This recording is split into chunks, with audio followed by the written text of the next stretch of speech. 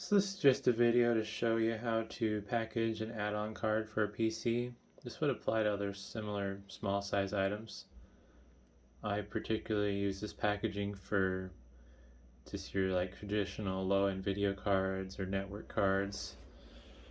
The box size I like to use is a 9 by 7 by 3, and then I'll use something for anti-static protection, which in this case is 3/16 inch anti-static bubble wrap, and then I'll use 3 feet of 1/2 inch bubble wrap as well.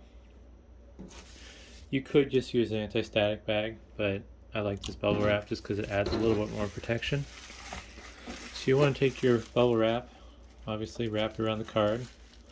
I like to use a piece of painter's tape, that way it's easier to see and remove.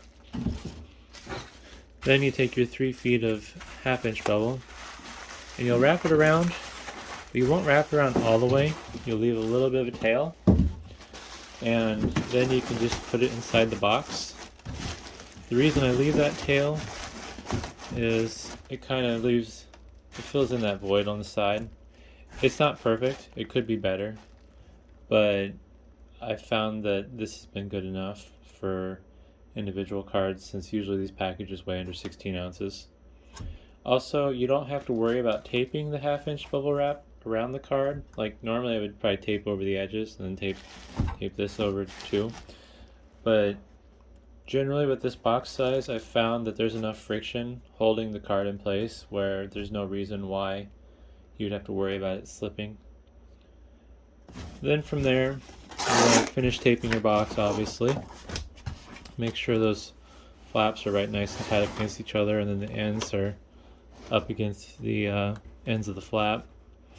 Tape over that, and then once you tape the flap shut, you want to tape the edges with some tape also.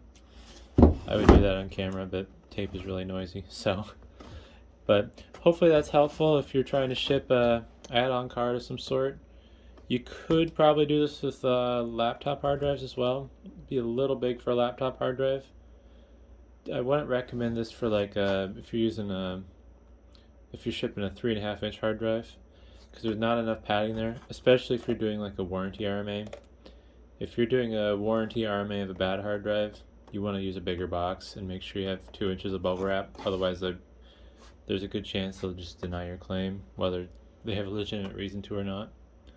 But yeah, thanks for watching.